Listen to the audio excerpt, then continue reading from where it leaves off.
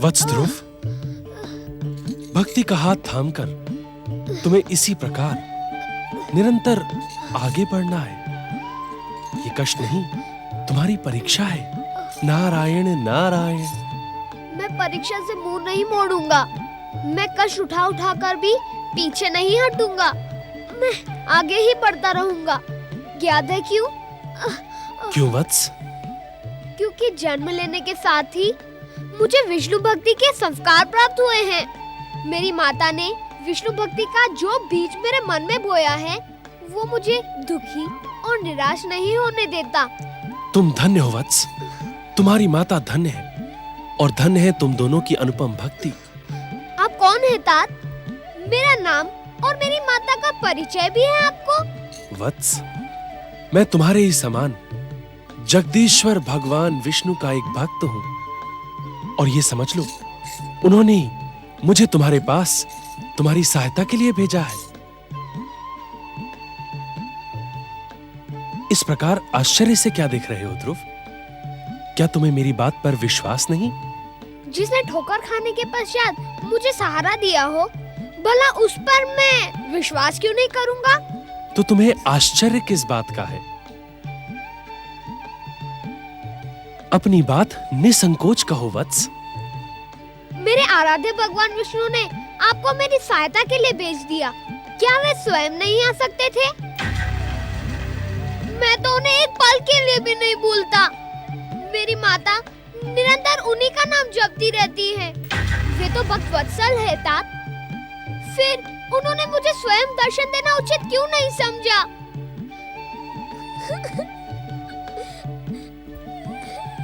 वत्स, प्रभु की लीला को तो प्रभु ही जाने। हमें तो इतना ज्ञात है कि उनके दर्शनों के योग्य अभी तुम्हारे पुण्यों का उदय नहीं हुआ। वे तो इस संपूर्ण संसार के पालनहार हैं, जगदीश्वर जगत पिता हैं। इस सारे संसार का उत्तरदायित्व उन्हीं त्रिलोकीनाथ पर तो है। आप सत्य कह रहे हैं तात। संभवतः मेरे पुकार के स्वर उन तक पहुंचे ही नहीं हैं। वत्स, यदि तुम्हारी पुकार के स्वर जगदीश्वर तक न पहुंचे होते, तो उन्होंने मुझे तुम्हारी सहायता के लिए यहाँ क्यों भेजा होता? मैं अज्ञानी बालक हूँ तात। भगवान की लीला के हद से मैं अज्ञान हूँ। उनकी लीला को ज्ञात करना किसी के लिए भी असंभव है, किंतु हाँ, इस लीला से एक संकेत अवश्य मिलता है। कैसा संकेत तात? प्रिय ध्रुव, तुम अपनी भक्ति में पूर्ण समर्पित हो जाओ। वे भक्त वत्सल हैं। वे अपने भक्तों की पुकार को कभी अनसुना नहीं करते। वे आएंगे, अवश्य आएंगे। वही तो मैं कर रहा हूँ। वत्स ध्रुव, आप कब तक इस प्रकार मुझे ठोकरे खाने से बचाने का प्रयास करेंगे? हे भक्तराज, मुझे मेरी दशा पर छोड़ दीजिए। यदि भक्तों से भगवान के मन में मेरे लिए करुणा और सहानुभूति हो, तो वे अवश्य मेरी सहायता करेंगे। प्रिय ध्रुव, मैं तुमसे कुछ और भी कहने का इच्छुक हूँ। मुझे तुमसे कुछ पूछना भी है वत्स। आज्ञा करे भक्तराज। वत्स, तुम जिस मार्ग पर आगे बढ़ रहे हो, वहां श्रद्धा, भक्ति और आस्था का आश्रय लेना अत्यंत आवश्यक है। इस कारण तुम्हें इनका महत्व समझना होगा। भगवान विष्णु के परम भक्त मैं एक अबोध बालक हूँ। मेरी माता ने इन सब बातों के विषय में मुझे कुछ नहीं बताया, तो भला मैं इनका महत्व कैसे समझूंगा? क्षमा करें, आप जैसे ज्ञानियों की ज्ञानपूर्ण बातें भला मुझ अज्ञानी की समझ में आएंगी भी कैसे? मेरे जीवन में जो ठोकरें लिखी हैं, मैं भगवान विष्णु का नाम लेकर उन्हें झेलता हुआ आगे बढ़ूंगा। धन्य है तुम्हारी अटल भक्ति और भगवान विष्णु के प्रति निष्ठा। धन्य है। किंतु हे ध्रुव, तुम्हारा साथ छोड़ने से पहले मैं तुम्हें श्रद्धा, भक्ति, आस्था और जप, तप, व्रत का महत्व अवश्य समझाऊंगा, क्योंकि उनके महत्व को समझे बिना तुम इसी प्रकार बिना लक्ष्य के भटकते रहोगे और यूं ही कष्ट सहते रहोगे। वत्स ध्रुव, यदि मैं तुम्हारा मार्गदर्शन न कर सका और तुम इसी प्रकार भटकते रहे तो मेरा यहाँ आना व्यर्थ हो जाएगा। तात, क्या मैं आपसे एक प्रश्न पूछने की धृष्टता कर सकता हूँ? अवश्य, अवश्य वत्स। प्रभु के दर्शन और कृपा पाने के लिए आपने भी इसी प्रकार ठोकरें खाई थी? क्या आपने भी मेरे समान कष्ट उठाए थे? क्या आपकी माता मेरी माता के समान दुखों के पहाड़ ढो ढो कर थक चुकी थी? ऐसा प्रतीत होता है कि आपके साथ ऐसा कुछ भी नहीं हुआ। आपको भगवान विष्णु की कृपा बिना कष्ट के ही मिल गई। यदि मैंने तुम्हारे प्रश्न का उत्तर न दिया तो तुम्हारा बाल मन दुखी होगा। सुनो वत्स, प्रभु की कृपा पाने के लिए मैंने अपार कष्ट सहे। 3 बार मुझे जन्म धारण करने पड़े और हर जन्म में मैं प्रभु के दर्शन के लिए भटकता रहा। और एक बार उनके दर्शन से मन तृप्त न हो जाए, इस कारण मैं एक ऐसी कथा का सूत्रधार बना जिसमें स्वयं मेरे भाई ने मुझे भटकते रहने का शाप दिया। आप कौन है तात? एक नारायण भक्त। क्या ये मेरा परिचय पर्याप्त नहीं है? अपने भाई के श्राप के कारण मैं सदा सर्वदा भटकता रहता हूं। प्रभु के दर्शन करने के पश्चात पुनः दर्शन की इच्छा मन में लिए मेरा भटकाव समाप्त नहीं होता। हर दर्शन के पश्चात फिर दर्शन की अभिलाषा मन में जागृत हो जाती है। धन्य है, धन्य है। आपके दर्शन पाकर मेरा जीवन धन्य हो गया। वत्स ध्रुव, तुम्हारे कष्टों पर मुझे ही नहीं, माता लक्ष्मी और जगदीश्वर भगवान विष्णु को भी सहानुभूति है। किंतु इन कष्टों पर दुख प्रकट न करो। अर्थात अपने मन को प्रसन्न रखो वत्स। श्रद्धा, भक्ति, आस्था को साथ लेकर चलोगे तो तुम्हारे ये कष्ट नहीं रह जाएंगे। कठिन से कठिन मार्ग तुम सरलता से पार कर जाओगे। कष्टों की भीषण धधकती हुई ज्वालाएं तुम्हें चंदन के समान शीतल लगेंगी। प्रभु के दर्शन तुम्हारे लिए सहज हो जाएंगे। तुम्हारी हर परीक्षा समाप्त हो जाएगी। प्रभु की कृपा से मैं इस बात से भली भांति परिचित हूं।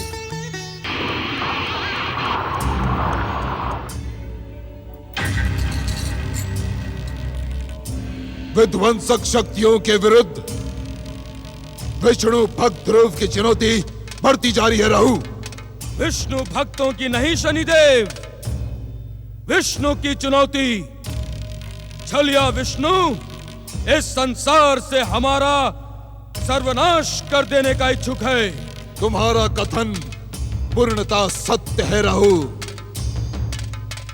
विष्णु ने मुझे आहत करके इस संसार के सर्वनाश की भूमिका रच दी है।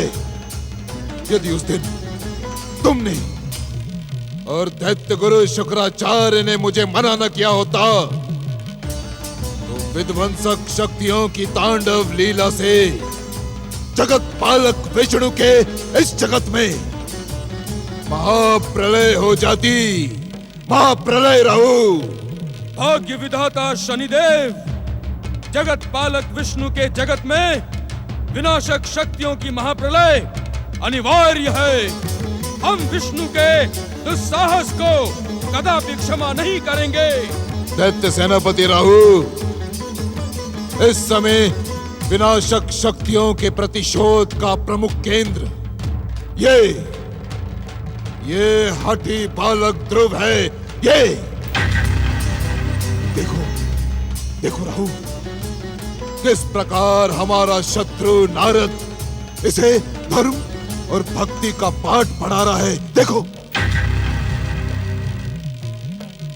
आश्चर्य है भाग्य विधाता शनिदेव कि आपके भयंकर प्रहारों की बार बार ठोकरें खाकर भी ये दुष्ट हठी बालक ध्रुव विष्णु की भक्ति में भ्रमित है।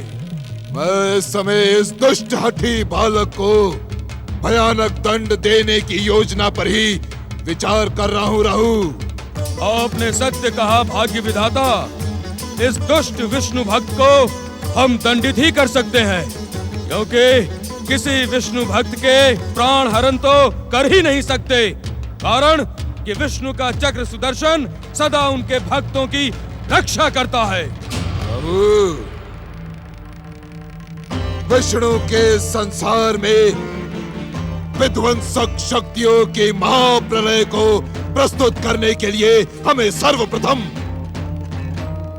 विष्णु के चक्र सुदर्शन और आमोग को ध्वस्त करने के लिए विस्फोटक एकत्र करना होगा।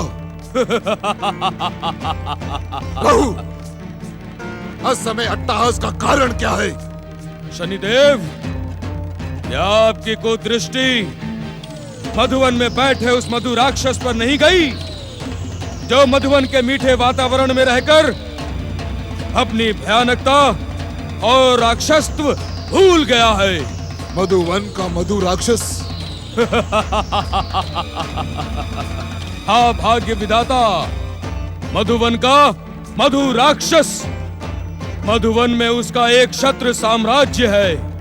कोई भी देवता, दानव, नाग, किन्नर उसके वन में प्रवेश करने का दुस्साहस नहीं कर सकता।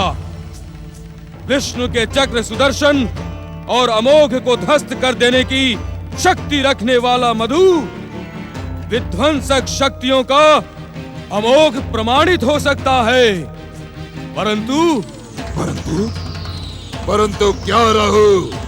मधु को ज्ञात ही नहीं कि उसमें कैसी विनाशक, भयानक, विध्वंसक और विस्फोटक शक्ति छुपी हुई है। इसकी सूचना विध्वंसक शक्तियों के अधिष्ठाता शनिदेव को पहले क्यों नहीं दी गई राहु? राहु उचित समय पर उचित कार्य करने के लिए प्रसिद्ध है।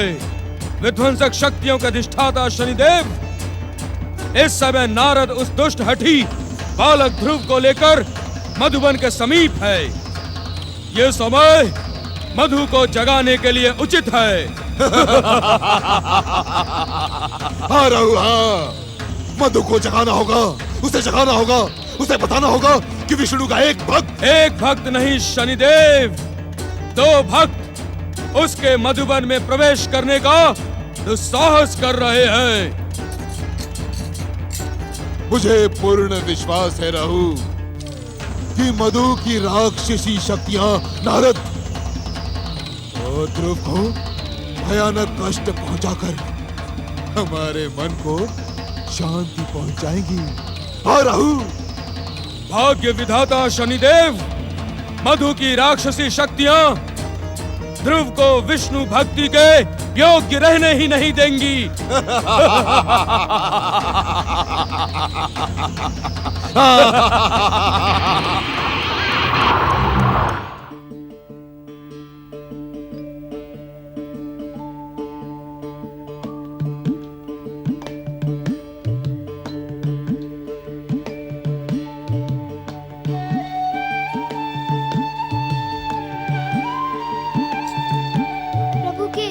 नारद जी, आपका साथ पाकर मेरा उद्विग्न मन शांत हो गया। अब मैं इस स्थान पर बैठकर भगवान विष्णु की आराधना करूंगा। जगदीश्वर की कृपा से तुम्हें तपस्या के लिए उपयुक्त स्थान तप भावना के साथ ही प्राप्त हो गया है। वत्स, भक्ति का जो ज्ञान तुम्हें हमसे प्राप्त हुआ है, तुम सदा उसका अनुसरण करना। अपना मन किसी प्रकार के मोह, माया, मद और लोभ में भटकने न देना। तुम मेरे दीक्षा प्राप्त शिष्य तो नहीं हो, किंतु जिस प्रकार एक शिष्य अपने गुरु की आज्ञा का पालन करता है, उसी प्रकार तुम भी मेरे परामर्श और मार्गदर्शन पर सदा आगे बढ़ते रहना। आपको गुरु कहने की इच्छा तो मेरे मन में तभी जागृत हो गई थी जब मैंने आपके प्रथम दर्शन किए थे। गुरुवर, एक जिज्ञासा आपके सम्मुख प्रस्तुत कर सकता हूँ? अवश्य वत्स, अवश्य। गुरुवर, क्या आपके बताए हुए परामर्श और मार्गदर्शन पे चलने से मुझे प्रभु दर्शन का पुण्य लाभ मिल जाएगा?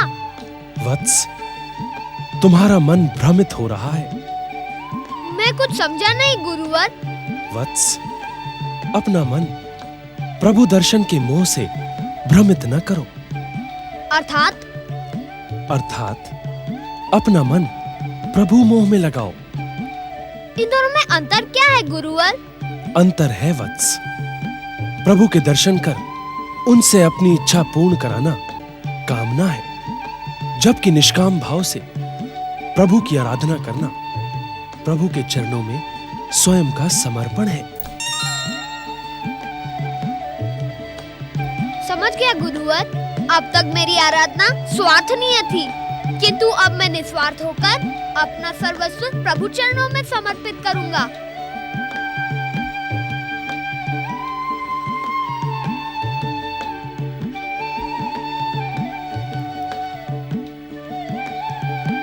तुम्हारा कल्याण होगा वत्स, प्रभु तुम पर अवश्य प्रसन्न होंगे। सात्विक ग्रह मित्रों, भगवान विष्णु तथा देवर्षि नारद के परामर्श के अनुसार जब तब व्रत करने वालों की रक्षा का दायित्व हमारा है, वैसे ही विष्णु भक्त बालक ध्रुव की रक्षा का भी दायित्व हमारा ही है। देवगुरु, इस मधुवन में मधु राक्षस का निवास है। देवगुरु, क्या मधु अपनी भयानक राक्षसी शक्ति से परम विष्णु भक्त बालक ध्रुव की तपस्या में बाधा उत्पन्न नहीं करेगा? वैसे तो मधुबन में रहकर यहाँ की मीठी वनस्पतियों का सेवन करके मधु राक्षस की राक्षस वृत्तियां अब शांत हो गई हैं। वो अपना अधिक समय वन के सुखभोग और शयन में बिताता है। किंतु क्या देवगुरु? देवताओं के परम शत्रु दैत्य सेनापति राहु ने सूर्यपुत्र शनिदेव को मधु की विस्फोटक शक्तियों का ज्ञान करवा दिया है। अब वे दोनों शांत नहीं रहेंगे। ध्रुव के जीवन में बाधा उत्पन्न करने के लिए मधु को उकसाने का हर संभव प्रयास करेंगे। तब क्या होगा देवगुरु? क्या ध्रुव की तपस्या अभी भी निष्फल रहेगी? ग्रह मित्रों, तपस्या की सफलता और असफलता जगदीश्वर पर निर्भर है, किंतु आज का दिन अवश्य ही ध्रुव की सफलता में सहायक होगा। आज का दिन? आज बृहस्पतिवार है। गुरु की आज्ञा से आज के दिन तपस्या प्रारंभ करने वाला शिष्य अवश्य सफल होता है। बालक ध्रुव ने अभी-अभी मन वचन से नारद को अपना गुरु स्वीकार किया है। अपने गुरु नारद की आज्ञा से वो आज अपनी तपस्या प्रारंभ करने जा रहा है। इसी कारण आज का हमारा बृहस्पति का दिन उसका सहायक होगा। उत्तम, उत्तम। ग्रह मित्रों, गुरु का दिन गुरुवार हमारी माता लक्ष्मी का भी प्रिय दिन है। इस दिन जो व्यक्ति अपने सद्कार्यों का प्रारंभ करता है, उसे महादेवी माता लक्ष्मी की कृपा अवश्य प्राप्त होती है। इस कारण ऐसा प्रतीत होता है कि बालक ध्रुव की सफलता का क्षण अब अधिक दूर नहीं है, किंतु उसकी सफलता तक हम सात्विक ग्रहों को सजग और सावधान रहना होगा। यही उचित होगा देवगुरु। हम अपने कर्तव्यों का निर्वाह करते हुए भी, प्रत्यक्ष अथवा परोक्ष रहकर भी बालक ध्रुव को सदा अपनी दिव्य शक्तियों का रक्षा कवच प्रदान करते रहेंगे। हाँ,